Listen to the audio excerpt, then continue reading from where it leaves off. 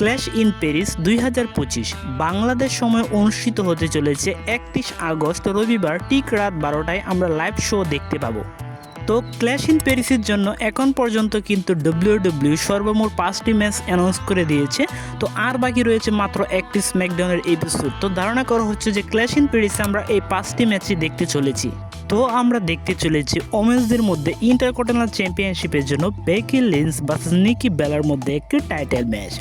তো আমার মনে হয় না যে বেকি লিঞ্চ নিকি বেলার সাথে এই মুহূর্তে সে তার টাইটেলটি হারতে বসবে বলে। তো এই ম্যাচের জন্য আমার সম্পূর্ণ প্রেডিকশন বা আমার সম্পূর্ণ ধারণা থাকবে এটাই যে সেখানে আমরা বেকি লিঞ্চকে জয়লাভ হতে দেখতে পাবো এবং কি আমরা দেখতে চলেছি রুসা ভার্সেস শেমাসের মধ্যে একটি সিঙ্গেল ম্যাচ বা নন ডিসকোয়ালিফিকেশন ম্যাচ। তো আমরা তাদের মধ্যে কিন্তু অলরেডি 3টা ম্যাচ দেখতে পেয়েছি রয়্যাল এপিসোডগুলোতে।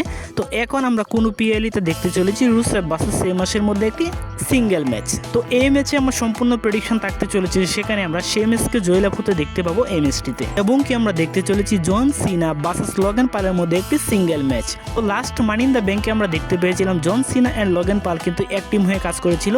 তো এখন আমরা দেখতে পাবো তাদের মধ্যে কিন্তু একটি সিঙ্গেল ম্যাচ। তো এই ম্যাচটিতে আমার সম্পূর্ণ প্রেডিকশন থাকবে যে এই ম্যাচটিতে আমরা জন সিনাকে জয়লাভ হতে দেখতে পাবো। এছাড়া আমরা দেখতে পাবো আরও একটি big match Roman Reigns versus ব্রিক বন্সরেডের মধ্যে একটি সিঙ্গেল ম্যাচ। তো লাস্ট কিছু সপ্তাহ যাবত আমরা দেখতে পেয়েছি রোমান রিংস অ্যান্ড বিগ বন্সরেডের মধ্যে একটি ভয়ানক বা ভালো একটি স্টোরি লাইন। তো সেই প্রেক্ষিতে আমরা দেখতে চলেছি ক্ল্যাশ ইন প্যারিসের রোমান রিংস অ্যান্ড ব্রিক বন্সরেডের মধ্যে একটি সিঙ্গেল ম্যাচ।